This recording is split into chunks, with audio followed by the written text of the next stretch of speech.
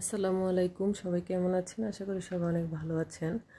আজকে ট্যাংরা মাছ দিয়ে ঢেঁড়স রান্না করব। তো ট্যাংরা মাছগুলোকে হলুদ লবণ দিয়ে আগে হালকা করে ভেজে নিব। সেই জন্য চুলাতে একটা ফ্রাই প্যান বসিয়ে এখানে তেল দিয়ে দিলাম। তেলটা গরম হলে মাছগুলোকে আগে ভেজে নিব।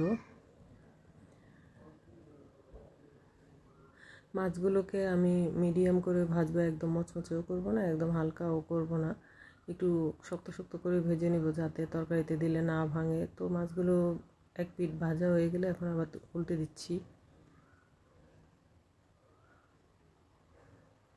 এইভাবে তরকারিটা রান্না করলে কিন্তু অনেক মজা হয়। আপনারাও বাসায় ট্রাই করতে পারেন। আমার এই রেসিপিটা এটা আমি নিজে নিজে করেছি, কোথাও থেকে শিখিনি। তো এই যে আমার ট্যাংরা মাছগুলো ভাজা কমপ্লিট, এখন মাছগুলোকে তুলে নিব। এখন মাছগুলোকে তুলে নিয়ে ঢেঁড়সগুলোকে হলুদ লবণ দিয়ে আমি মেখে রেখেছিলাম। এখন এগুলোকেও সেমভাবে ভেজে নিব বলতে ঢেঁড়স এমনি ভাজি করলে দেখা যায় একটু পিচ্ছিল পিচ্ছিল হয়। তো সেই ক্ষেত্রে এভাবে হালকা করে ভেজে নিলে আর পিচ্ছিল ভাবটা থাকে না, রান্না করলেও সেই পিচ্ছিল ভাবটা আর আসে না। তো এইভাবে লবণ হলুদ দিয়ে আমি একটু ভেজে নিব একদম হালকা করে, যাতে করে পিচ্ছিল ভাবটা চলে যায়। আর এইভাবে ঢেঁড়সটা ভাজি করলে রান্না করতেও সময় লাগে না, আর খেতেও অনেক মজা লাগে।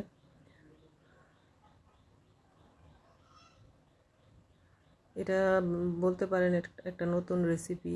এরকম রেসিপি আসলে আমি কোথাও আর দেখিনি, নিজে থেকে ট্রাই করেছি। তো আমি জানি না যে ওই ইউটিউব চ্যানেলে কারো ভিডিও এরকম আছে কি না। আমি নিজ থেকে ভিডিওটা রেসিপিটা করেছি।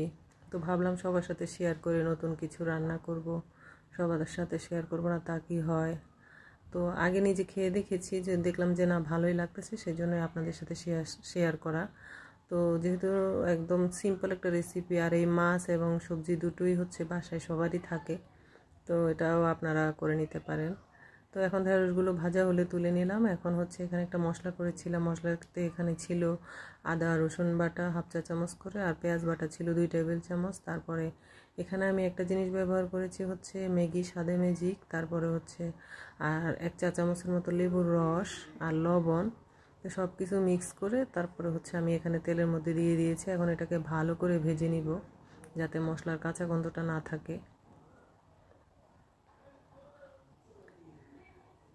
এখানে ফ্লেভারের জন্য 4-5টা কাঁচামরিচ দিয়ে দিলাম, সেই সাথে ট্যাংরা মাছ এবং ঢেঁড়স ভাজাগুলো দিয়ে দিলাম। দিয়ে এখন ভালো করে মশলার সাথে কষিয়ে নিব। কষিয়ে তারপর এখানে ঝোল দিয়ে দিব। যেহেতু সব কিছুই আগে থেকে ভাজা, তো বেশিক্ষণ কষানোর প্রয়োজনও নেই। তার উপরে আবার মশলাটাও ভালোভাবে কষিয়ে নেওয়া হয়েছে। তো এখানে ফুটানো গরম পানি দিয়ে দিলাম। দিয়ে এই যে এখন শুধু রান্না করব, তাহলে আমার রেসিপিটা কমপ্লিট হয়ে যাবে। তো আপনারা সবাই বাসায় ট্রাই করে দেখতে পারেন এরকম রেসিপি।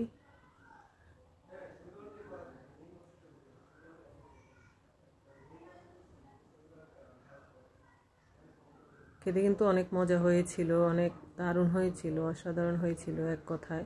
তো আপনারাও বাসায় ট্রাই করবেন এই রেসিপিটা। আর রাতের বেলা আমার এখানে এই যে মুরগি এনেছিল আমার ছোট ছেলে। তো ব্রয়লার মুরগি অনেক পছন্দ করে, আর আমরা যে কোনো আইটেম বানাতে আমাদের ব্রয়লার মুরগির প্রয়োজন। তো আমার বাসায় ব্রয়লার মুরগিটা অনেক খাওয়া হয়। সোনালী মুরগিও আনে রান্নার জন্য, তবে আমার বাচ্চারা ব্রয়লার মুরগিটা পছন্দ করে, মাংস নরম দেখে। তো এখানে রাতের বেলা ব্রয়লার মুরগি এনেছিল। তো এখন এগুলোকে আমি কেটে ধুয়ে পরিষ্কার করে নিব। তো এখানে আমি মুরগির যে গিলা কলিজা বা পা ছিল ওইগুলো আলাদা করে নিচ্ছিলাম, মুরগিগুলোকে আলাদা করে নিচ্ছিলাম।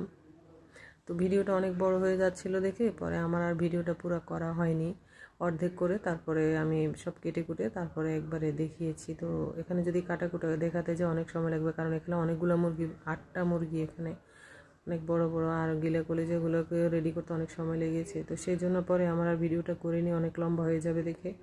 এই যে এখানে মুরগিগুলো ছিল, এরপরে এই যে কেটে ধুয়ে এই মাংসগুলো পরে রান্না করেছি। পাতিলেরগুলো মুরগির যে ডানাগুলো থাকে ওইগুলো সব একদম করে তারপরে এখানে শুধু আমি রানের আর বুকের মাংসগুলো আলাদা করে রেখেছিলাম। তার এখানে কলিজা ভুনা করেছিলাম,